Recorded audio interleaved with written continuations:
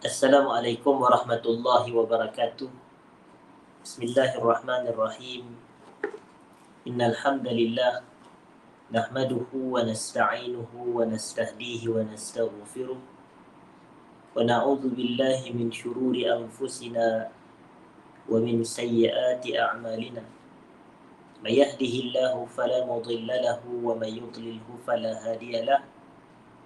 Asyhadu an la ilaha illallah wahdahu la syarika lahu وأشهد أن سيدنا محمدا عبده ورسوله اللهم صل وسلم وبارك على حبيبنا وسيدنا محمد وعلى آله الطاهرين وأصحابه الطيبين وعلى من سار على نهجه إلى يوم الدين أما بعد. Yang saya hormati jawatan kuasa pengurusan Yayasan Ta'lim, seterusnya hadirin dan hadirat, muslimin dan muslimat, para pencinta ilmu yang dirahmati Allah sekalian.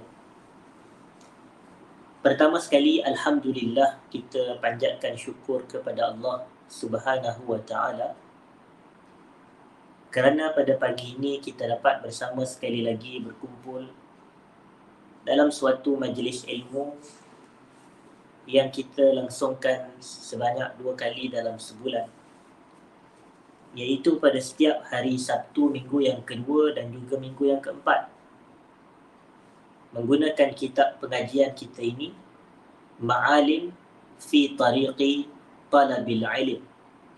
Ma'alim fi Tariqi Talabil Ilm, ataupun terjemahannya petunjuk-petunjuk sepanjang perjalanan menuntut ilmu. Petunjuk-petunjuk sepanjang perjalanan menuntut ilmu. Dan majlis kita pada pagi ini, hadirin dan hadirat para penuntut ilmu yang saya hormati sekalian, adalah masih berada pada bahagian yang awal daripada perbahasan kitab kita ini, iaitu Al-Mu'awwiqatu an Talabil Ilm. Al-Mu'awwiqat an Talabil Ilm, ataupun terjemahannya, hadirin dan hadirat, adalah penghalang-penghalang dalam perjalanan menuntut ilmu. Al-Mu'awwiqat an Talabil Ilm. Dan kita telah sebutkan beberapa penghalang-penghalang sebelum ini. Dalam perjalanan kita nak menuntut ilmu ni, apakah yang menghalang kita daripada mendapatkan ilmu? Di sini kita telah memasuki, atau kita akan memasuki pada pagi ini, perbahasan Al-Mu'awwiqu Al-Thamin. Al-Mu'awwiq Al-Thamin, penghalang yang ke-8. Penghalang yang ke-8 disebutkan oleh penulis kitab kita ini, Syekh Abdul Aziz bin Abdullah As-Sadhan hafizahullah ta'ala. Penghalang yang ke-8 daripada mendapatkan ilmu adalah adamul amali bil ilm. Adamul amal bil ilm, tidak beramal dengan ilmu. Nas'alullah al-afwa wal afiyah, tidak beramal dengan ilmu. Adamul amali bil ilmi sababun min asbabi muhiq barakatil ilm. Tidak beramal dengan ilmu adalah merupakan satu sebab daripada sebab-sebab yang menghapuskan keberkatan ilmu. Yang menghapuskan keberkatan ilmu. Kita tahu, hadirin dan hadirat, bahawasanya pada setiap perkara yang baik itu ada berkat yang perlu kita cari. Dan berkat ni adalah kebaikan yang banyak daripada Allah. Kebaikan yang banyak daripada Allah. Dalam kehidupan kita, memang kita banyak minta keberkatan dalam hidup. Contoh antara doa yang Nabi SAW ajarkan kepada cucunya Al-Hasan bin Ali, iaitu dalam lafaz-lafaz doa kunut di dalam salat witir. Nabi mengatakan, وَبَارِكْ لِي فِيمَا أَعْطَيْتِ وَبَارِكْ لِي فِيمَا أَعْطَيْتِ. Ya Allah, kau berkatilah aku ni pada perkara yang telah kau berikan kepada aku. Apa yang Allah Ta'ala berikan kepada kita? Jawapannya, segala-galanya. Allah berikan kita umur, Allah berikan kita usia, Allah berikan kita jawatan, Allah berikan kita harta, Allah berikan kita kesihatan, Allah kurniakan rezeki dari sudut anak-anak dan keturunan. Semua ini adalah pemberian Allah dan kurniaan Allah. Maka setiap kurniaan ni kita minta supaya Allah berkat. Wa barik li, ya Allah kau berkatilah. Maka kalau kita ada umur, kita nak umur yang berkat. Dan kalau kita ada harta, kita nak harta yang berkat. Kalau kita ada zuriat, keturunan, kita nak zuriat yang berkat. Dan kalau kita ada ilmu, kita nak ilmu yang berkat. Jadi soalan timbul, macam mana cara nak mendapat keberkatan ilmu, hadirin dan hadirat para penonton? Macam mana cara untuk kita ini mendapat keberkatan ilmu, nak jadikan ilmu kita ni ilmu yang berkat? Maka macam kita sebut definisi berkat tadi, berkat adalah kebaikan yang banyak daripada Allah. Sekiranya ilmu memberikan kebaikan yang banyak kepada diri kita ini, dari sudut manfaat dunia, manfaat akhirat, manfaat pribadi, manfaat masyarakat, maka kita katakan salah satu caranya adalah dengan kita beramal dengan ilmu. Jadi sekiranya ada persoalan, bagaimanakah cara nak menjadikan ilmu berkat? Salah satunya beramal dengan ilmu. Sekiranya kita tidak beramal dengan ilmu, ilmu tidak berkat, hadirin dan hadirat. Nas'alullah al-afwa wal-afiyah.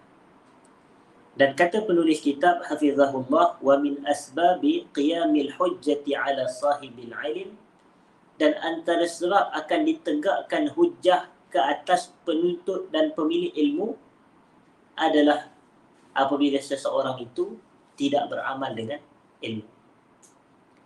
Kita dalam bahasa Arab ni, dia ada sebut hujjatun lana wa hujjatun alaina. Lana wa alaina. Dan hujjah lana ni adalah ilmu tu akan mempertahankan kita, menjadi hujjah di akhirat untuk mempertahankan kita. Itu hujjatun lana. Tetapi sekiranya hujjatun alaina, hujjah alaina, maknanya hujjah ke atas kita, maka ilmu tu yang akan menjadi apa? Yang menjadi saksi bahawasanya kita ni tidak beramal, kita tidak melunaskan hak-hak ilmu yang sepatutnya. Jadi itu alaina, hadirin dan hadirat.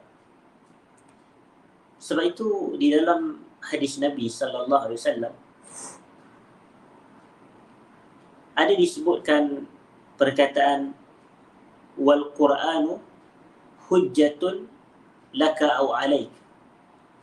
Dalam hadis yang panjang itu, at-tuhuru syatrul iman, walhamdulillahi tamla'ul mizan, wa subhanallahi walhamdulillahi tamla'u au tamla'ani ma bainas sama'i wal ard, was-salatu nur, was-sadaqatu burhan, was-sabru dhiya, wal Qur'anu hujjatun laka au alaik. Kita fokus kepada perkataan wal Qur'anu hujjatun laka au alaika. Al-Quran adalah hujjah buat kita. Dari sudut kalau kita beramal dengan inti kandungannya, kita membacanya, kita tadabburnya, kita melunaskan hak-hak Al-Quran, maka Quran akan menjadi hujjah untuk kita. Dia akan pertahankan kita di akhirat. Dia akan beri syafaat kepada kita ini. Tetapi Quran juga au alaik, dia boleh jadi hujjah ke atas kita. Dia ini tak beramal dengan isi kandungan Quran. Dia ini tidak baca Quran. Dia ini tidak pernah tadabbur Quran, begitu. Jadi yang alaika tu bahaya. Dan demikianlah sifat ilmu. Ilmu ni dia boleh menjadi hujjah sama ada untuk kita atau ke atas kita. Kalau dia menjadi hujjah ke atas kita tu bahaya. Dan bila ia berlaku, salah satunya adalah apabila kita ini tidak beramal dengan ilmu. Tidak beramal dengan ilmu. Walaqad zamma Allahu man kana hadha sya'nu. Dan Allah telah mencela golongan yang mana sifatnya adalah sifat tidak beramal dengan ilmu. Faqala subhanah, Allah Ta'ala kata, kabura maqtan 'inda Allahi an taqulu ma la taf'alun. Kabura maqtan 'inda Allah an taqulu ma la taf'alun. Sangat besar al-maqtu ni adalah kebencian, kemurkaan. Sangat besar kebencian Allah ke atas golongan apabila kamu ni bercakap benda yang kamu tidak buat. Kamu bercakap terhadap perkara yang kamu tidak buat. Contoh, kamu kata kita kena salat tapi kamu tak salat. Kita kena baca Quran tapi kamu tidak baca Quran. Jadi ini Allah benci. Ini dalam surah apa? Dalam surah As-Saff. Ya ayyuhallazina amanu lima taquluna ma la taf'alun. Wahai orang yang beriman, kenapa kamu bercakap terhadap perkara yang kamu tidak buat? Kabura maqtan 'inda Allahi an taqulu ma la taf'alun. Kabura maqtan 'inda Allahi an taqulu ma la taf'alun. Sangat besar kebencian dan kemurkaan Allah sekiranya kamu bercakap perkara yang kamu tidak lakukan. Hadirin dan hadirat yang saya hormati. Maka disebut di sini fa'adamul amal bil ilmi sababun ra'isun min asbab muhiq barakatil ilm wa idza kana as-salaf ahrasun nas 'ala al-'amali bima ya'lamun. Hadirin dan hadirat. Tidak beramal dengan ilmu adalah merupakan satu sebab daripada sebab-sebab yang menghapuskan keberkatan ilmu. Oleh kerana itulah golongan salaf, dan kita telah sebutkan bahawasanya as-salaf adalah ulama-ulama yang datang sebelum daripada kita, iaitu generasi yang terdahulu dari kalangan orang-orang saleh, para ulama. Golongan salaf adalah golongan yang paling bersungguh untuk beramal dengan apa yang mereka telah berilmu. Maknanya apa yang mereka telah ketahui. Fahada as-sahabiyul jalil Ibnu Mas'ud radhiyallahu anhu yaqul. Ini dianya seorang sahabat Nabi yang mulia, iaitu Abdullah bin Mas'ud radhiyallahu anhu. Beliau berkata, kana ar-rajulu minna idza ta'allama 10 ayatin lam yujawizhunna hatta ya'rifa ma'anihinna wal 'amala bihin. Terjemahannya, kata-kata daripada siapa? Abdullah ibnu Mas'ud. Abdullah bin Mas'ud. Kana rajulu minna, seorang lelaki dari kalangan kami, dan dari kalangan kami dalam kurungannya minas sahabah, dari kalangan para sahabat Nabi sallallahu alaihi wasallam. Itu makna kana rajul minna. Minna tu dari kalangan kami para sahabat. Idza ta'allama 10 ayatin, apabila dia mempelajari 10 ayat daripada Al-Quran. 10 ayat daripada Al-Quran. Lam yujawizhunna, dia tidak akan meneruskan bacaan ayat yang ke-11, ke-12 dan berikutnya, sehinggalah dia hatta ya'rifa ma'anihin, sehinggalah dia mengetahui makna-makna 10 ayat yang dia belajar dahulu, dan dia wal amala bihin, dan sehinggalah dia beramal dengan 10 ayat yang dia pelajari tersebut. Kemudian barulah dia pergi kepada ayat yang seterusnya, 11, 12, 13, 14 dan seterusnya. Maknanya hadirin dan hadirat, bila mereka belajar 10, mereka akan terus tadabbur, mereka akan terus amal dan kemudian baru sambung. Ini sifat para sahabat Nabi sallallahu alaihi wasallam apabila mereka mempelajari Al-Quran. Kalau kita pula, mungkin kita baca ataupun ada yang tidak baca, na'udzubillah min dzalik. Jadi kita baca tanpa penghayatan dan kefahaman, dan yang lebih penting daripada itu, tanpa pengamalan, hadirin dan hadirat. Tanpa pengamalan. Jadi kita nak tengok para sahabat, beginilah sifat mereka, hadirin dan hadirat. Mereka tidak akan meneruskan bacaan selepas 10 ayat kecuali setelah mereka itu pertama mengetahui makna-maknanya. mengenali dan memahami isi kandungannya. Dan yang kedua adalah mereka mengamalkan apa yang terkandung dalam ayat yang mereka pelajari tersebut, hadirin dan hadirat.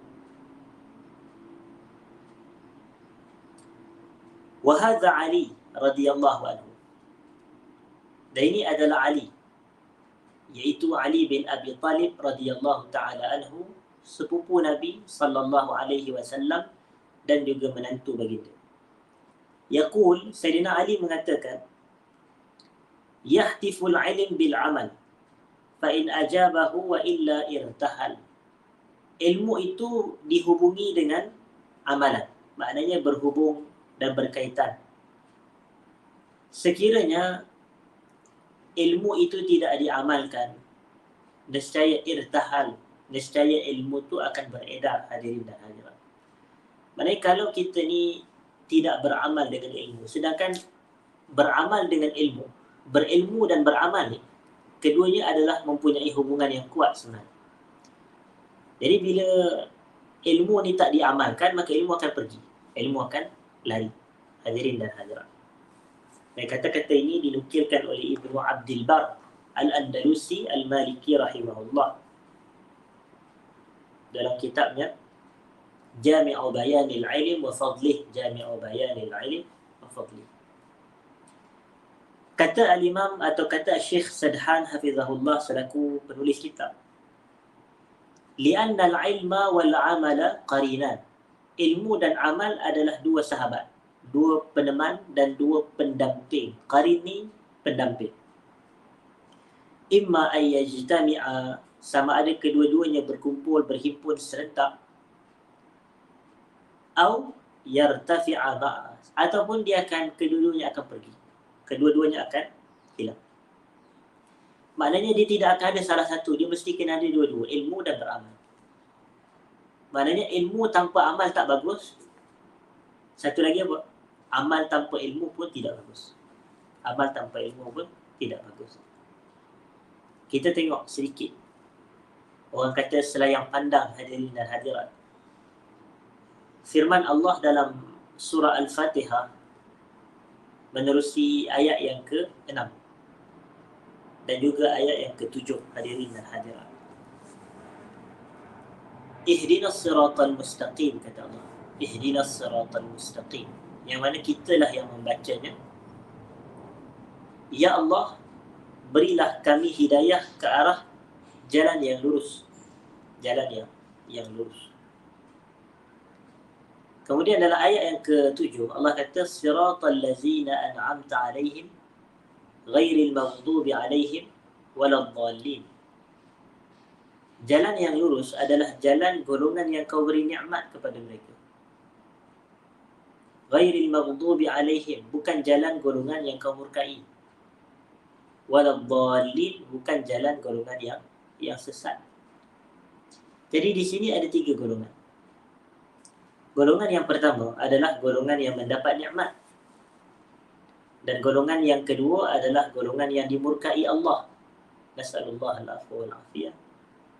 Dan golongan yang ketiga adalah golongan yang sesat. Nauzubillah min zalik. Jadi kita kata ada 3 golongan. Yang kita nak minta tu, kita nak minta yang mana? Yang pertama tadi. Siratal ladzina an'amta alaihim. Jalan golongan yang telah kau beri nikmat kepada mereka. Dan inilah yang berlaku atau yang disebut, yang dirakam di dalam surah An-Nisa, yang mana Allah Ta'ala mengatakan, wa may yuti'illaha war rasul fa ulaika ma'al ladzina an'ama Allahu 'alaihim minan nabiyyin was-siddiqin wasyuhada'i was-salihin wa hasuna ulaika rafiqa.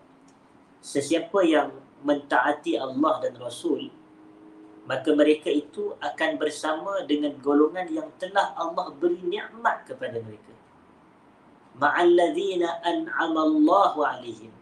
Siratal ladzina an'amta 'alaihim. Jadi siapa golongan yang mendapat nikmat? Para nabi, para siddiqin, para syuhada, para salihin. Itulah yang kita nak minta. Tapi apa ciri yang ada pada diri mereka? Ciri-ciri para nabi, ciri para siddiqin, ciri para syuhada, ciri para salihin ni, apa yang menghimpunkan yang ada pada setiap mereka ni? Walaupun mereka tu nabi, mereka tu siddiqin, mereka tu syuhada, mereka tu salihin, apakah ciri yang ada yang sama pada setiap 4 golongan yang telah disebutkan dalam surah An-Nisa itu tadi? Maka di situ kita nak tengok, kata para ulama, siapakah yang dimaksudkan dengan al-maghdubi alaihim dalam ayat ke-7 surah Al-Fatihah tu. Iaitu yang kita kata ghairil maghdubi alaihim, ghairil maghdub alaihim, bukan jalan golongan yang engkau murka. Dan dikongsikan di sini pandangan di dalam tafsir Ibnu Katsir, hadirin dan hadirat, iaitu pandangan daripada sahabat Nabi SAW yang mengatakan golongan yang Allah murka ni humul Yahud, mereka adalah golongan Yahudi. Manakala golongan yang ketiga yang kita sifatkan sebagai golongan yang sesat itu tadi, humul Nasara, mereka adalah Nasrani, mereka adalah Nasrani. Jadi kita ni nak minta daripada Allah supaya Allah menjauhkan kita daripada menjadi Yahudi dan menjadi Nasrani. Sedangkan kita memang bukan Yahudi pun dan memang kita bukan Nasrani. Jadi kenapa kita minta hari demi hari sedangkan kita ni memang beragama Islam, Alhamdulillah. Kenapa kita minta untuk tidak menjadi Yahudi dan tidak menjadi Nasrani sedang kita bukan Yahudi dan Nasrani? Di sini persoalannya, jawapannya hadirin dan hadirat. Golongan Yahudi itu dimurkai Allah, ada sebabnya. Dan begitulah golongan Nasrani dikatakan sebagai golongan yang sesat pun ada sebabnya. Yahudi dimurkai Allah kerana sifatnya, yang mana mereka ini, sifat mereka, mereka ada ilmu, tetapi mereka tidak beramal dengan ilmu. Golongan yang ada ilmu tapi tidak beramal dengan ilmu, inilah dianya golongan yang dimurkai Allah. Dan ciri ini tidak terhad kepada golongan Yahudi sahaja. Kita yang beragama Islam pun boleh ada perangai macam ini. Boleh ada sifat dan sikap dan ciri macam ini. Ada ilmu tapi tidak beramal dengan ilmu. Dalam menyifatkan tentang Yahudi, Allah kata dalam surah Al-Jumu'ah, Mathalul ladhina hummilut tawrata summa lam yahmiluha kamathalil himar yahmilu asfara. Perumpamaan golongan yang diberikan kepada mereka itu kitab Taurat, tetapi mereka tidak mengamalkan isi kandungannya. Maka mereka ini disifatkan seperti seekor keldai yang memikul di belakangnya kitab-kitab. Yahmilu asfara, keldai yang memikul kitab di bahagian belakang, hadirin dan hadirat. Jadi inilah menunjukkan betapa hina golongan yang ada ilmu tetapi tidak beramal dengan ilmu. Soalan, kita sebagai umat Islam pun diturunkan kepada kita kitab, iaitu Al-Quran. Jadi apabila kita ini tidak beramal dengan Al-Quran sebagai contoh, meninggalkan isi kandungan Al-Quran, maka ini akan mendatangkan murka Allah. Nas'alullah al-afwa wal-afiyah. Manakala golongan Nasrani itu dikatakan sebagai golongan yang sesat adalah kerana apa? Kerana mereka beramal tanpa ilmu. Ciri yang berbeza sedikit daripada golongan Yahudi tadi. Sekiranya Yahudi ada ilmu tetapi tidak beramal dengan ilmu, Nasrani ni mereka beramal tanpa ilmu. Dan kita ni dalam kehidupan kita, kalau kita buat sesuatu tanpa ilmu, natijahnya sesat jalan. Itulah sesat. Hari Sabtu Ahad seumpama ini ada jemputan menghadiri kenduri kahwin. Kenduri pula di tempat yang kita tak pernah pergi dan mungkin baru nak pertama kali pergi. Maka kita bawa kereta. Bawa kereta tu beramal. Bawa kereta. Tetapi kita tak ada ilmu di manakah destinasi yang tepat untuk kita tuju. Sebab kita tak pernah pergi, maka kita bawa dalam keadaan tak tahu nak tuju ke mana, akhirnya sesat jalan dan tidak sampai pun ke tempat kenduri tersebut. Jadi itulah sifatnya orang yang beramal tanpa ilmu, sesat. Kita buat kerja tapi tak ada ilmu, sesat. Itulah dianya hadirin dan hadirat. Dan ciri ini beramal tanpa ilmu, adakah ia terkhusus dan terhad kepada Nasrani sahaja? Kita kata tidak. Sebaliknya, kita yang beragama Islam pun boleh untuk sesat juga dari sudut kita main beramal sahaja tapi tidak ada sandaran. Main beramal sahaja tapi tidak ada hujah, tidak ada nas, tidak ada ilmu. Sebab itu Allah kata dalam surah Al-Kahfi, "Qul hal nunabbi'ukum bil akhsarina a'mala alladzina dhalla sa'yuhum fil hayatid dunya wa hum yahsabuna annahum yuhsinuna sun'a." Katakan wahai Muhammad, nakkah kami beritahu kepada kamu siapakah golongan yang paling rugi amalannya? Bil akhsarina a'mala allazina dhalla sa'yuhum. Mereka ni adalah perbuatan mereka tu sesat. Tapi mereka menyangka yang mereka buat tu benda tu betul. Mereka menyangka mereka buat benda yang baik tapi sebenarnya sesat. Jadi inilah contoh orang yang beramal tanpa ilmu. Orang yang beramal tanpa ilmu. Hadirin dan hadirat.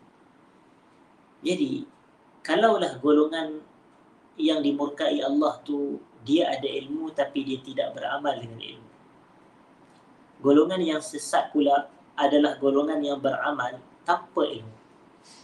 Jadi daripada dua sifat ni dan dua ciri ini kita boleh agak ciri-ciri orang yang mendapat nikmat tu apa dia?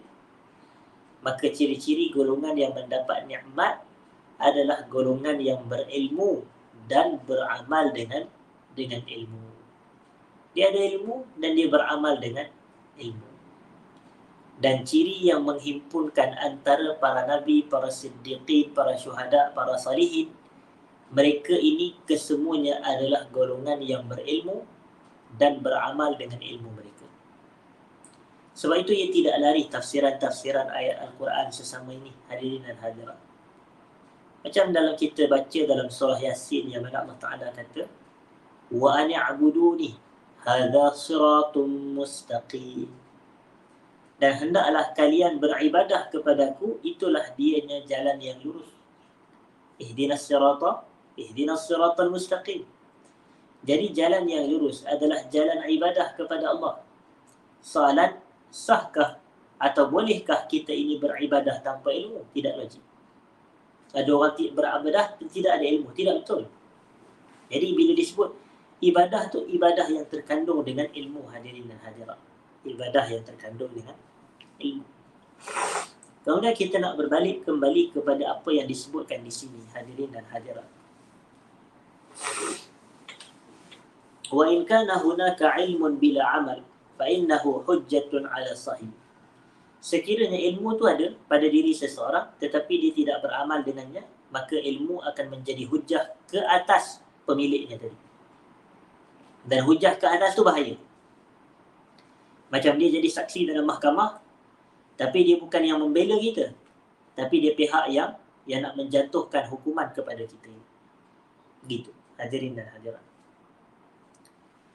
Yaqulu Bishrul Hafi.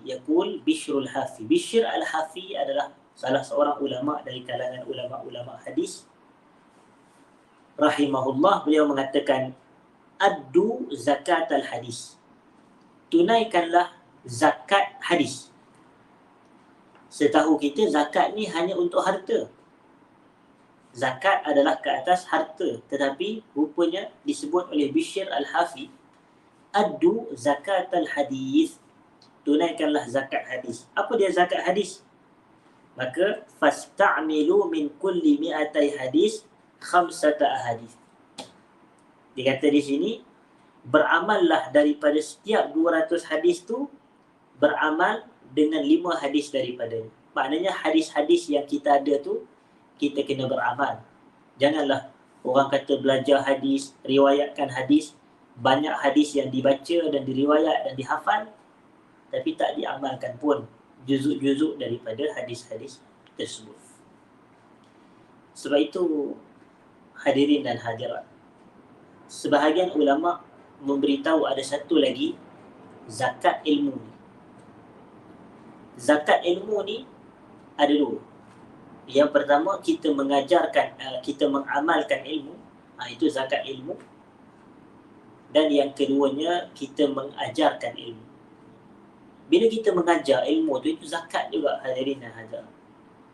Zakat ilmu adalah mengamalkan ilmu dan mengajarkan ilmu. Dan disebutkan di sini, hadirin dan hadirat, kelebihan jika seseorang itu beramal dengan ilmu. Kalau keburukannya, hilang keberkatan. Keburukannya lagi, ilmu akan hilang daripada kita, akan pergi meninggalkan kita. Dan keburukannya lagi adalah ilmu tu yang akan menjadi hujah ke atas diri kita di akhirat nanti.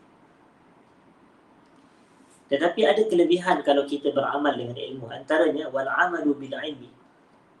Beramal dengan ilmu ni, kata penulis kitab, hafizahullah ta'ala, yu'inu ala tathbitil ilm. Dia akan membantu untuk mengokohkan kedudukan ilmu dalam diri kita. Iaitu ilmu ni akan menjadi lebih kukuh dan akan menjadi lebih utuh di dalam diri kita ni, akan lebih kekal, hadirin dan hadirat, sekiranya kita beramal dengan ilmu. Jadi kalau kita nak ilmu tu kekal dalam diri kita, kita kena amal. Kita kena amal. Tapi dalam bahasa yang mudahnya, hadirin dan hadirat, ilmu ni nikmat Allah. Ilmu ni nikmat Allah kepada kita. Dan cara kita ni apabila kita mendapat nikmat, kita wajib mensyukuri nikmat. Dan syukur nikmat ni ada dua cara. Yang pertamanya adalah dengan kita melafazkan Alhamdulillah. Bila Allah bagi kita ilmu, kita ucap Alhamdulillah. Yang lebih baik, Alhamdulillahilladzi bini'matihi tatimmus salihat. Ini yang lebih baik, yang diajar oleh Nabi SAW. Alhamdulillahilladzi bini'matihi tatimmus salihat. Segala puji bagi Allah yang mana dengan nikmatnya sempurnalah segala kebaikan. Dengan nikmatnya sempurnalah segala kebaikan. Dan kemudian yang keduanya, selain daripada kita melafazkan syukur dengan mengucapkan Alhamdulillah, yang kedua cara kita bersyukur adalah dengan kita beramal atau kita menggunakan nikmat tu di jalan ketaatan. Jadi ilmu adalah nikmat. Syukur kita dengan ilmu, pertama Alhamdulillah, dan syukur kita dengan ilmu, keduanya kita beramal dengan ilmu. Itu tanda kita bersyukur. Sebab itu Al-Quran kata apa? I'malu ala Dawud syukra. I'malu ala Dawud syukra. Beramallah kamu, wahai ahli keluarga Nabi Daud, sebagai tanda syukur. Jadi amalan ni adalah simbolik kepada menzahirkan syukur. Amalan soleh kita ni adalah manifestasi syukur, hadirin dan hadirat, para penonton yang saya hormati. Jadi sebab itulah kita ni, kalau kita ada nikmat, kita wajib bersyukur. Dan cara mensyukuri nikmat, pertama Alhamdulillah, yang kedua gunakan nikmat di jalan ketaatan. Dan kata para ulama, semua nikmat yang tidak mendekatkan kita kepada Allah, maka ia hakikatnya bukan nikmat. Sebaliknya fahiya baliyah. Sebaliknya ia adalah bala, hadirin dan hadirat. Kalau nikmat yang kita ada tapi tak mendekatkan kita kepada Allah, itu bukan nikmat, itu bala.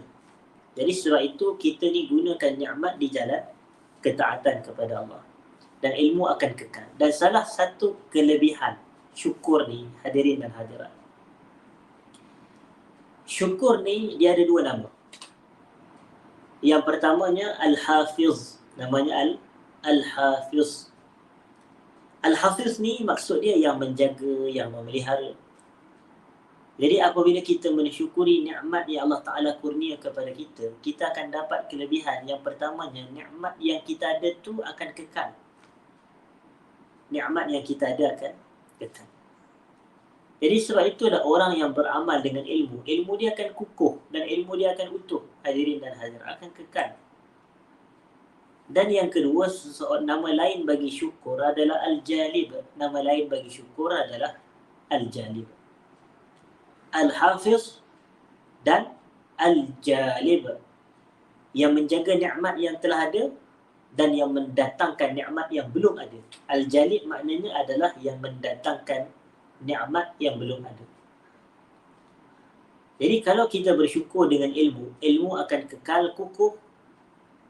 Dan kalau kita bersyukur dengan ilmu, Allah akan tambahkan lagi ilmu-ilmu yang kita belum ada. Dan inilah yang disebut oleh Allah Ta'ala di dalam Al-Quran. لَإِنْ شَكَرْتُمْ لَأَزِيدَنَّكُمْ لَإِنْ شَكَرْتُمْ لَأَزِيدَنَّكُمْ Sekiranya kamu bersyukur, nescaya aku tambahkan nikmat aku ke atas kamu. Allahu Akbar. Jadi kalau kita nak nikmat yang kita ada ni kekal dan nikmat yang belum ada sampai kepada kita, hendaklah kita buat apa? Syukur. Macam mana cara syukur? Ucap Alhamdulillah dan beramal dengan nikmat dalam arti kata menggunakan nikmat di jalan ketaatan, hadirin dan hadirat. Jadi ilmu ni kalau kita beramal dengan dia, ilmu akan lebih kukuh.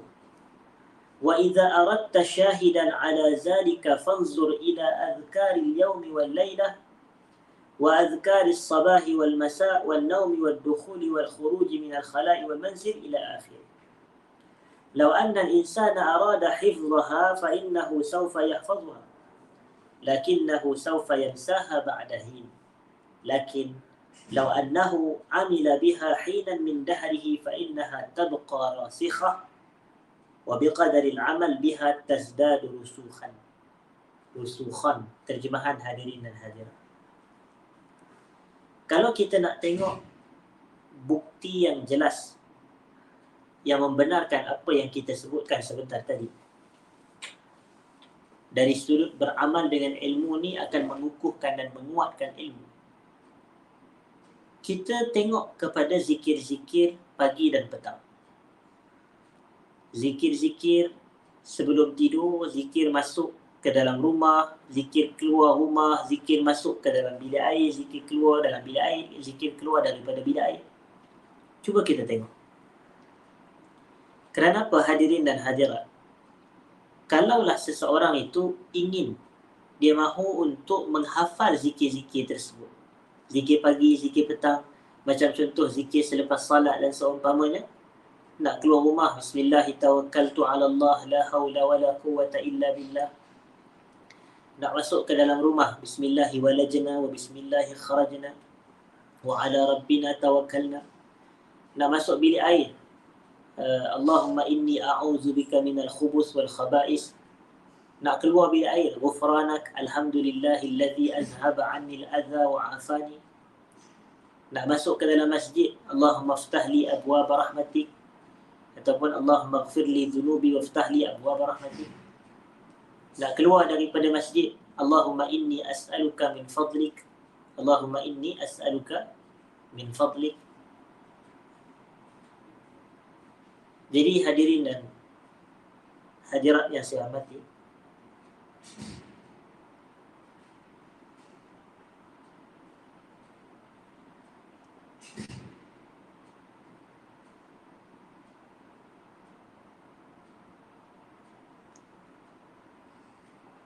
hadirin dan hadirat yang saya hormati, kita boleh menghafal betul. Tetapi kalaulah kita hafal sahaja, pasti kita akan lupa tak lama dan tak berapa ketika selepas daripada itu. Cuma bagaimana cara untuk kita mengukuhkan hafalan kita terhadap zikir-zikir pagi dan petang, zikir-zikir yang kita telah sebutkan sebentar tadi, adalah dengan kalau kita mengamalkan. Bila kita hafal tu, kita baca hari-hari. Macam setiap kali nak masuk rumahnya, Bismillahirrahmanirrahim, Bismillahirrahmanirrahim, wa ala rabbina tawakkalna. Nak keluar rumah, Bismillahirrahmanirrahim, ala Allah, la hawla wa la quwwata illa billah. Allahumma inni a'udzubika min an adilla aw udal aw azilla aw uzala aw azlima aw uzlam aw ajhala wajhan alaih. Jadi kita apabila kita menghafal, kita baca selalu, hari-hari kita amalkan, maka ia tidak akan lupa, hadirin dan hadirat. Jaranglah kita lupa benda yang kita selalu buat. Yang contoh paling mudah yang saya boleh tambah adalah, kenapa kita ni satu surah yang kita susah nak lupa adalah surah Al-Fatihah. Surah Al-Fatihah. Kerana Al-Fatihah ni kita selalu baca. Jadi kalau kita selalu buat, selalu ulang, selalu baca, ia akan kekal, ia akan kukuh. Hadirin dan hadirat. Yaqulu Az-Zahabi rahimahullah an zamani, berkata Al-Imam Az-Zahabi berkenaan dengan zaman beliau. Dan Az-Zahabi ini adalah Al-Imam Abu Abdullah Az-Zahabi Syamsuddin,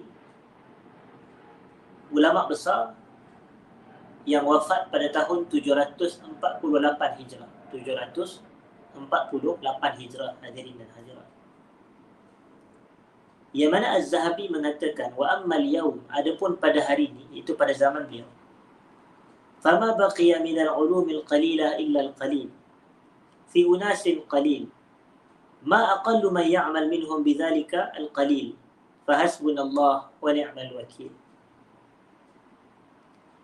Kata Al-Imam Az-Zahabi, ilmu sekarang ini yang masih berbaki itu adalah sedikit sahaja ilmu. Dan ilmu yang sedikit itu pun berada pada umat-umat manusia atau pada golongan manusia yang sedikit. Dan daripada ilmu yang dimiliki oleh oleh golongan manusia yang jumlahnya sedikit itu, yang beramal dari kalangan mereka juga adalah jauh lebih sedikit. Maka kata Al-Imam Az-Zahabi, fahasbunallah wa ni'mal wakil. Hasbunallah wa ni'mal wakil.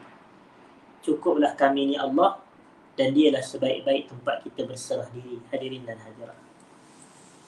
Jadi maknanya ilmu yang berbaki pada zaman beliau tu sedikit. Dan ilmu yang sedikit tu berada pula pada golongan manusia yang sedikit. Tak ramai orang yang memiliki ilmu. Dan daripada orang yang sedikit itu pula, yang beramal dengan ilmu tu pun adalah sedikit. Maka kata penulis kitab apabila beliau mengulas kata-kata Az-Zahabi ini, فَإِذَا كَانَ هَذَا كَلَامُ الزَّهَبِ فِي الْقَرْنِ الثَّامِنِ الْحِجْرِ فَمَا بَالُكَ بِحَالِنَا الْيَوْمِ. Kalaulah ini merupakan kata-kata Az-Zahabi dalam menyifatkan zaman beliau, sedangkan beliau itu pada kurun yang ke-8 Hijrah. Macam kita kata tadi, dia wafat pada tahun 748 Hijrah, dan tahun 748 Hijrah adalah tahun yang ke-8 Hijrah. Maka kata penulis kitab kita, فَمَا بَالُكَ بِحَالِنَا الْيَوْمِ. Apa kamu rasa tentang keadaan kita sekarang ni? Apa pula pandangan kamu tentang keadaan kita sekarang ni? Falizaman ala kulli wahid, maka hendaklah menjadi satu kemestian kepada setiap kita ini, ayyuhsinaz zanna bi rabbi, dia kena sangka baik dengan Tuhan dia, hadirin dan hadirat. Wa ayyujahida nafsah, dia kena bermujahadah, kena bersungguh akan diri dia. Wallahu ta'ala latifun bi'ibadihi, Allah maha lembut dan maha halus kepada para hambanya. Wa yarzuqu man yasha, Allah memberi rezeki kepada siapa sahaja yang dia kehendaki. Wa huwal qawiyyul aziz, dia maha kuat, dia maha perkasa.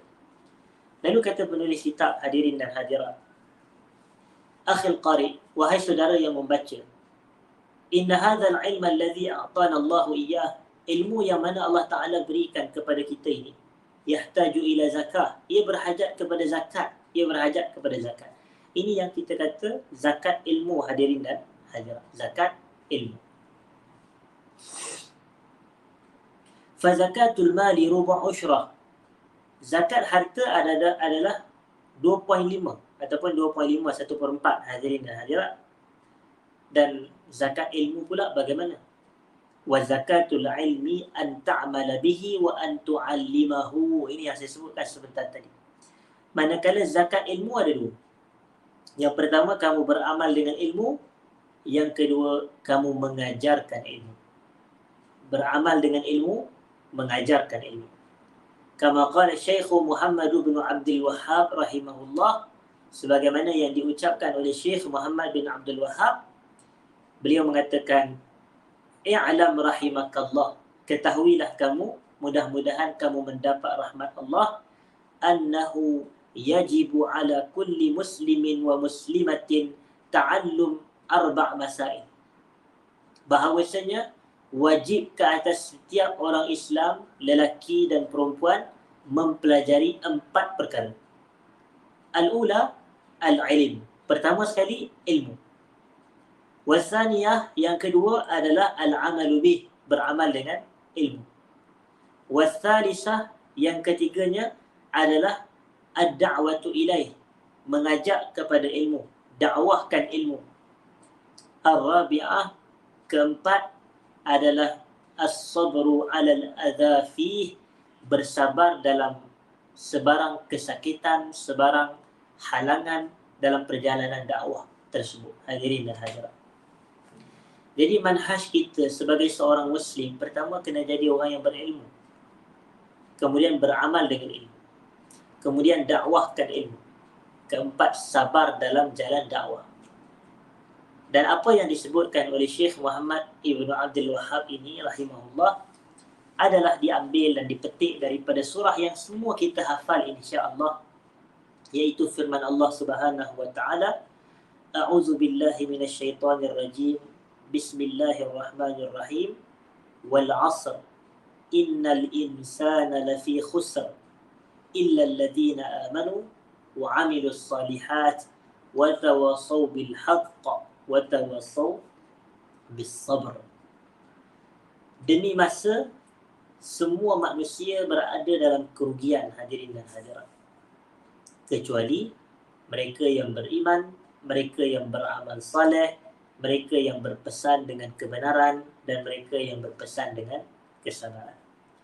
Jadi Syekh rahimahullah mengatakan bahawasanya iman di situ merujuk kepada ilmu. Kerana nak beriman mesti kena ada ilmu. Allah kata apa? Fa'alam annahu la ilaha illallah.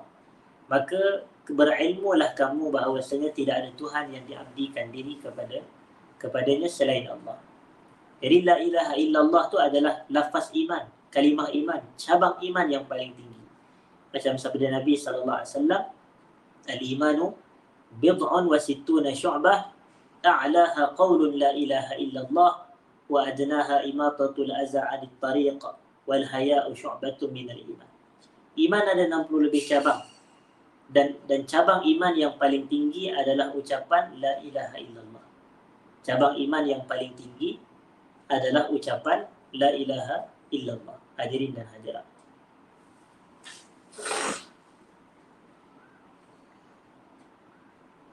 Jadi iman di situ Syekh Muhammad Ibn Abdul Wahhab mengatakan ia merujuk kepada ilmu. Jadi kita ni tuntutan setelah kita berilmu, beramal dengan ilmu. Illa alladhina amanu wa 'amilus salihat. Illa alladhina amanu wa 'amilu as-salihat. Dan setelah kita beramal dengan ilmu, kita dakwahkan ilmu. Wa tawassaw bil haqq. Wa tawassaw bil haqq. Saling berpesan dengan kebenaran. Dan sepanjang proses dakwah tu, wa tawassaw bis sabr. Kita kena bersabar sepanjang jalan dakwah. Sepanjang proses dakwah. Hadirin dan hadirat.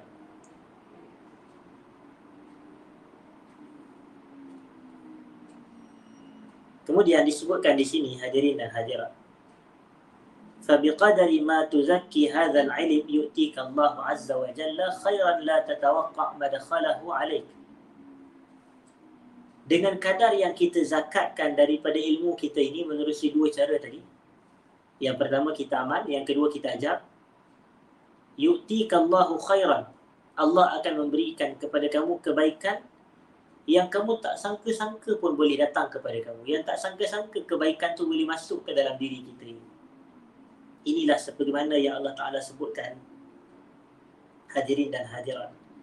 وَمَنْ يَتَّقِ اللَّهَ يَجْعَلْ لَهُ مَخْرَجًا. وَمَنْ يَتَّقِ اللَّهَ يَجْعَلْ لَهُ مَخْرَجًا. Sesiapa yang bertakwa kepada Allah, maka Allah akan berikan kepada dirinya kebaikan yang tidak disangka-sangka. Kebaikan yang tidak disangka-sangka, hadirin dan hadirat. Jadi takwa kepada Allah adalah beramal saleh. Itu kalau kita mengajarkan ilmu, amal saleh. Kita mengamalkan ilmu, amal saleh. Kalau kita bertakwa, Allah Ta'ala akan berikan makhraja, apa nama? Tamat, tapi kena sambung lagi. وَمَنْ يَتَّقِ اللَّهَ يَجْعَلْ لَهُ مَخْرَجًا وَيَرْزُقْهُ مِنْ حَيْثُ لَا يَحْتَسِبُ. Siapa bertakwa kepada Allah, Allah akan berikan jalan keluar kepadanya daripada setiap kesulitan, dan Allah akan memberikan rezeki kepadanya daripada jalan yang dia tidak sangka-sangka. وَيَرْزُقْهُ مِنْ حَيْثُ لَا يَحْتَسِبُ. Allah Ta'ala akan memberikan rezeki kepadanya daripada jalan yang tidak disangka-sangkanya. Jadi zakat ilmu kena tunaikan. Apa zakat ilmu? Beramal dengan ilmu dan mengajarkan ilmu. Maka selesailah al-mu'awwiqus tsamin, penghalang yang ke-8 hadirin dan hadirat daripada mendapat ilmu. Kita nak pergi kepada al-mu'awwiqut tasi', al-mu'awwiq at-tasi'. Penghalang yang ke-9. Penghalang yang ke-9. Penghalang yang ke-9 di sini dikatakan al-ya'su wa ihtiqaruz zat. Al-ya'su wa ihtiqaruz zat, yang mana terjemahannya hadirin dan hadirat, putus asa dan merasa hina diri. Putus asa dan merasa hina diri. Ihtiqar ni rasa hina. Dia seolah dia kata aku ni memang tak cerdik, aku ni bodoh, dia kata begitu.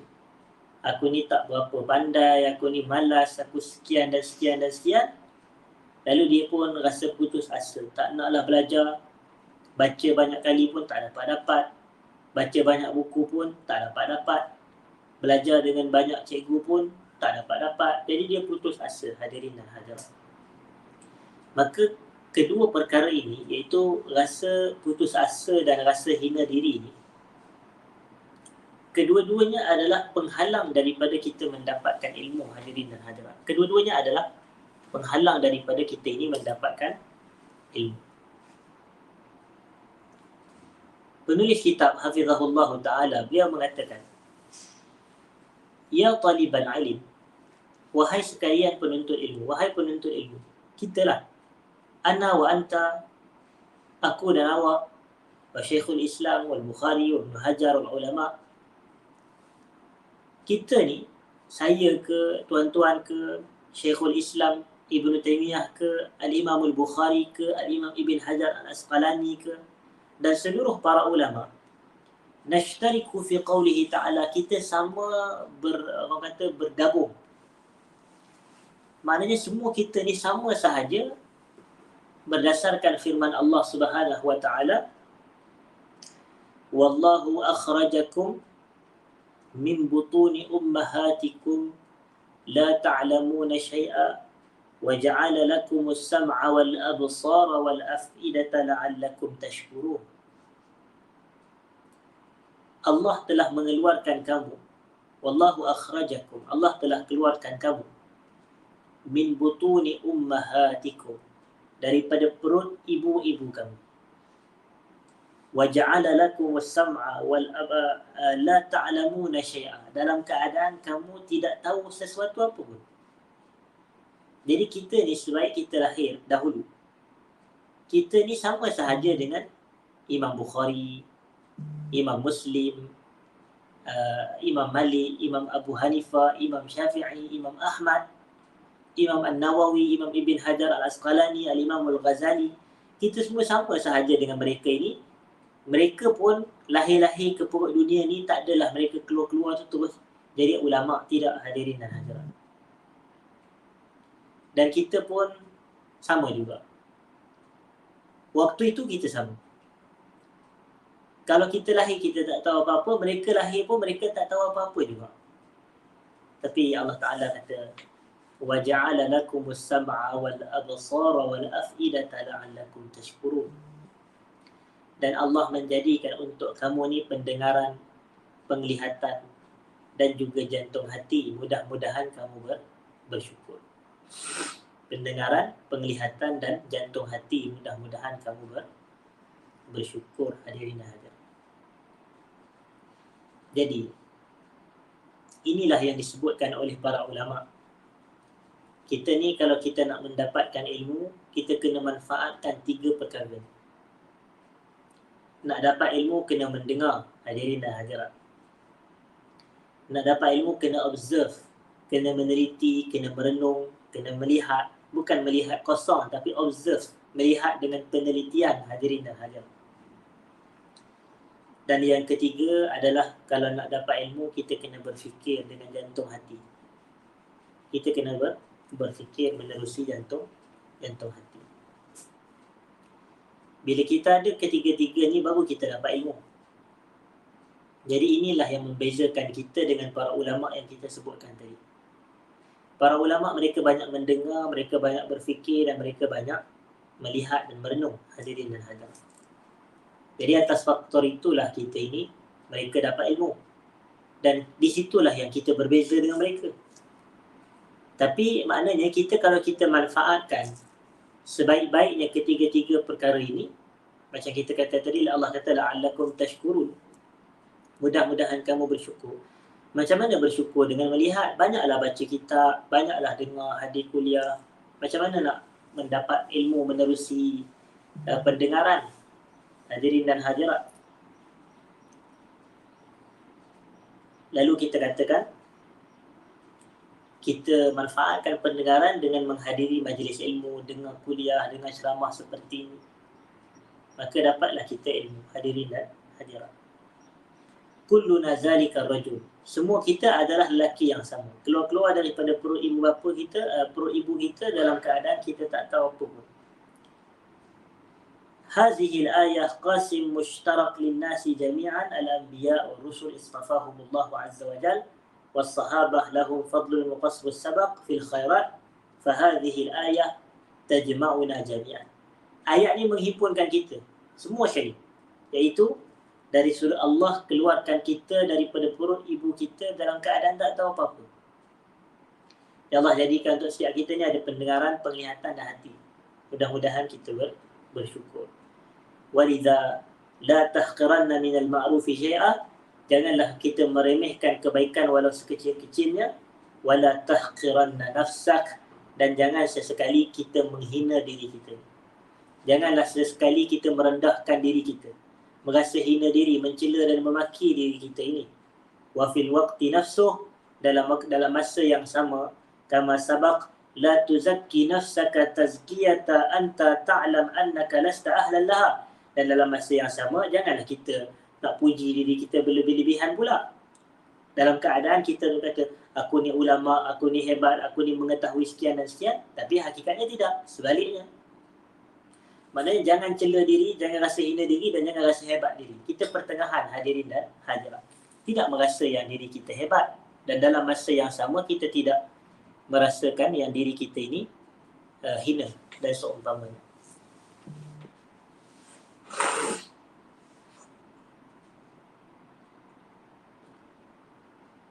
Wala talbis nafsaka thawban awsa' minka. Dan janganlah kamu memakai baju yang mana lebih luas daripada kamu.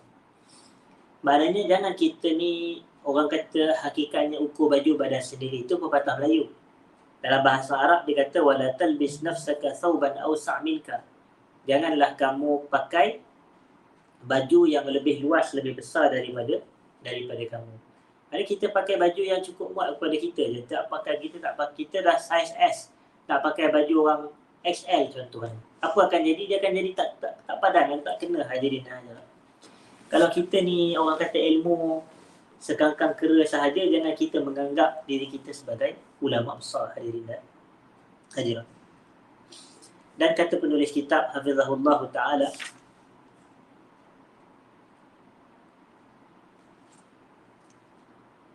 wa innal ya'sa wa 'adama thiqati bin nafsi sababun 'azimun min asbabi 'adami at-tahsil.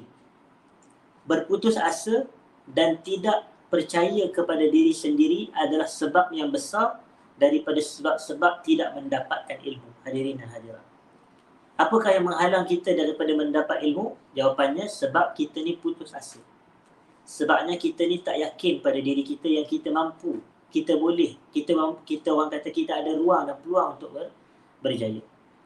Wal insana idza ra'a ma an'ama Allah 'alaihi min salamatil jawarih wa min tawaffuril wasail allati yahtajuha talibul 'ilm yajid anna hujjatallahi 'alaihi qa'imah. Seorang manusia tu kalaulah dia melihat nikmat Allah yang Allah Taala telah kurniakan kepada dirinya dari sudut kesejahteraan kesihatan tubuh badan. Telinga dia baik, pendengaran dia baik, penglihatan baik, tangan baik, kaki baik, lidah baik. Dan juga begitu banyak wasilah-wasilah yang diperlukan oleh penuntut ilmu.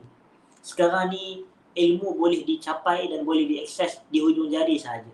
Daripada telefon bimbit kita, daripada YouTube, daripada Facebook, daripada TV, daripada radio, daripada pelbagai-pelbagai platform, hadirin dan hadirat, kita boleh mendapat ilmu. Kita boleh mendapat ilmu. Dan kalaulah dalam keadaan ilmu tu di hujung jari, anggota tubuh kita cukup sifat, tapi kita masih rasa lemah semangat, rasa putus asa, rasa malas tak mendapatkan ilmu, maka semua tu tadi akan menjadi hujah ke atas diri kita, hadirin dan hadirat, di akhirat nanti. Sama juga macam ilmu yang tidak diamalkan tadi. Mereka akan jadi hujah ke atas diri kita.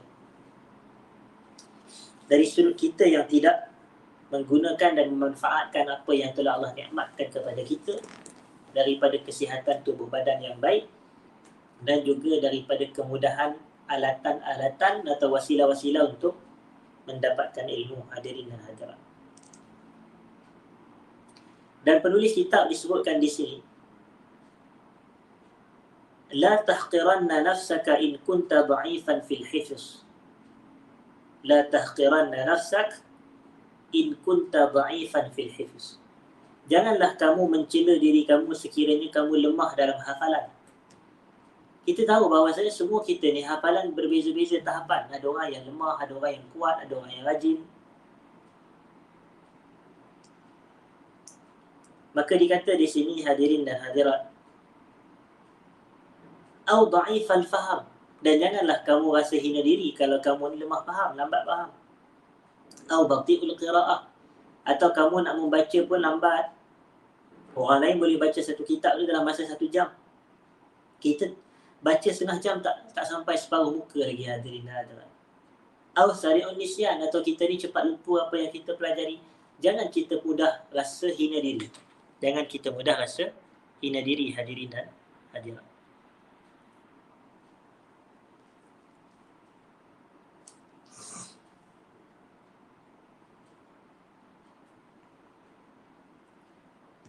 Kullu hadhihi adwa' wa asqam tazul idza saddaqta an-niyah wa bazalta as-sabab. Semua ni adalah penyakit-penyakit yang akan hilang. Semua ni adalah benda-benda yang ialah sakit akan hilang. Macam kita demam hilang. Dan kita selesema hilang, hadirin dan hadirat. Macam kita rasa penat-penat badan, nanti hilang. Tapi adalah caranya, itu ada rawatannya, ada ubatnya, hadirin dan hadirat. Kalau macam kita kata kita ni lambat faham, kita ni cepat lupa, kalau kita ni lemah dalam hafalan, semua ni penyakit, dan penyakit ni akan hilang, tapi ada syarat. Ada ubat. Saddaqtan niyah. Kamu kena perbetulkan niat kamu. Niat kena betul. Wa bazalta sabab. Dan kamu telah melakukan ataupun telah mengambil usaha yang betul, langkah-langkah yang betul, maka insya-Allah Allah Ta'ala akan bantu kita untuk menghilangkan segala penyakit-penyakit yang kita sebutkan sebentar tadi. Disebutkan di sini, yaqulul Imamul Askari, iaitu Abu Hilal Al-Askari rahimahullah. Dia menceritakan tentang dirinya. Dia kata, kana al-hifz yata'azzar alayya hina ibtada'tu arumah. Hafalan tu begitu suka ke atas diri aku ketika aku mula menuntut ilmu, dia kata. Summa awadtu nafsi ila an hafiztu qasidah ru'bah. Kemudian aku biasakan diri aku ulang sehinggalah aku berjaya menghafaz qasidah ru'bah ni, dia kata. Wa qa'imul a'ma khawil mukhtariqan fi laylah. Yani nama qasidah ni, iaitu wa qatimul a'maq khawil mukhtariqan fi laylah. Dalam satu malam dia boleh menghafal satu qasidah, dan qasidah ni, hadirin dan hadirat, wa hiya qarib min 200 bait. Hampir 200 bait. Wala syakka anna hadha ata min juhdin mutawassil. Dan tidak syak lagi bahawasanya perbuatan ini datang daripada kesungguhan yang berterusan. Jadi kalaulah dia kata pada mula-mula nak hafaz susah, Abu Hilal Al-Askari ni, kemudian dia putus asa.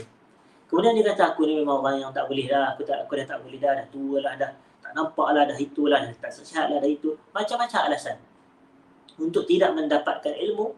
Tetapi hadirin dan hadirat, kita katakan bahawasanya semua ini akan boleh hilang sekiranya kita ada juhud, kita ada mujahadah, kita ada kesungguhan yang berterusan.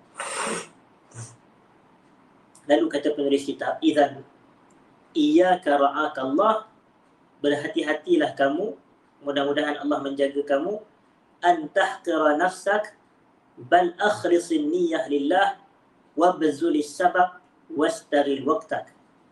Janganlah kamu dak menghina mencela diri kamu, tetapi ikhlaskan niat kerana Allah. Usahalah menerusi, ambillah usaha yang betul dan manfaatkan masa-masa kita ini. Wasatara annaka hassalta khairan yaj'aluka tandam kullan nadam ala ma zahaba min al-awqati allati lam tastaghilha bi talabin aw tahsil. Nescaya kalau kamu buat benda-benda itu, ikhlas niat, ambil langkah dan usaha, dan juga kita memanfaatkan waktu, maka kita akan dapat lihat kebaikan-kebaikan yang banyak yang mana Allah Ta'ala berikan kepada kita ini. Waqra' ma qalahu Abu Hilal Al-Askari rahimahullah. Dan bacalah apa yang disebutkan oleh Abu Hilal Al-Askari rahimahullah di sini, iaitu berkenaan dengan diriwayatkan daripada sebahagian masyayikh, sebahagian guru. Beliau mengatakan bahawasanya beliau pernah melihat pada sebahagian kawasan-kawasan kampung ni ada seorang anak muda yang mana fasihul lahjah hasanul bayan. Maknanya dia adalah orang yang bagus dalam tutur katanya dan bicaranya lancar. Maknanya dia dengar orang tu bila dia bercakap, lahjah dia lancar, bahasanya fasih. Fasa'altuhu an sababi fasahati. Maka aku pun bertanyalah, kata Syekh tu, aku tanya kepada budak muda ni, macam mana awak ni muda tapi sebutan awak lancar, percakapan awak baik. Ma'alu kenati ahli jaldati, sedangkan bangsa awak ni bangsa yang susah. Macam ada sebahagian bangsa yang tertentu ni dia ada pelak sikit, nak sebut ni tak boleh, nak sebut ni tak boleh. Tapi dia ni, dia bangsa tertentu, tetapi dia okey, dia lain daripada yang lain. Maka budak tu kata, kuntu a'midu fi kulli yawmin ila 50 waraqah min kutubil jahiz fa arfa'u biha sawti fi qira'atiha fama marra bi illa zamanun qasir hatta surtu ila ma tara, ataupun hatta sirtu ila ma tara. Aku ni dalam sehari, dia kata, aku membaca 50 helaian atau lembaran daripada kitab-kitab ulama bahasa ni, jahiz. Dan bila aku baca apa yang dia tulis dalam helaian demi helaian, lembaran demi lembaran, lalu bila aku baca tu, aku tinggikan suara aku. Maknanya dia bukannya baca ni, tak, dia baca, contohnya dia baca dengan bacaan yang bersuara. Hukiya li an ba'dil masyayikh annahu qal, contoh begitu. Fama marrabi, dan tidaklah berlalu daripadaku melainkan waktu yang singkat sahaja, lalu jadilah aku apa yang kamu lihat pada hari ini. Maknanya di sini, apa yang dia buat? Yang dia buat adalah pengulangan demi pengulangan. Dia yakin kepada diri dia, kesungguhan dia, ada usaha dia, dan akhirnya dia jadilah apa yang telah dilihat oleh ulama ni sebagaimana yang diceritakan oleh Abu Hilal Al-Askari rahimahullah. Idzan, oleh itu kata penulis kitab, fala tahqiranna nafsak wa 'alaika bil mujahadah. Wa rahimallahu al-Bukhari hina su'il. Maka janganlah kamu mencela diri kamu dan hendaklah kamu bersungguh-sungguh, hendaklah kamu bermujahadah. Semoga Allah merahmati Al-Imam Al-Bukhari apabila beliau ditanyakan, ma dawa'un nisyan, apakah rawatan, apakah ubat bagi penyakit lupa? Lalu Imam Bukhari mengatakan, mudawamatun nazar fil kutub, berterusannya pandangan terhadap kitab-kitab. Maknanya kita ni berterusan membaca kitab. Bila kita berterusan baca kitab, maka itu adalah ubat bagi lupa. Kerana kita tak ada lupa sebab kita selalu baca, hadirin dan hadirat. Wala syakka, tapi dalam masa yang sama, tidak ada keraguan anna tarkal ma'asi min a'zamil asbab allati tu'inu 'ala al-hifz. Tetapi dalam masa yang sama tidak ada keraguan bahawasanya meninggalkan maksiat adalah antara sebesar-besar sebab yang membantu untuk kita menguatkan hafalan kita ini. Wa Syafi'i yaqulu kalaman jamilan, dan Imam Asy-Syafi'i telah mengucapkan kata-kata yang begitu indah. Syakautu ila waqi' su'a hifzi fa arsyadani ila tarkil ma'asi wa qala i'lam bi anna al-'ilma nurun wa nurullahi la yu'tahu 'asi. Aku mengadu kepada Waqi', dan Waqi' adalah guru. Akan buruk, akan lemahnya hafalanku. Waqi' adalah guru Imam Syafi'i. Fa arsyadani ila tarkil ma'asi.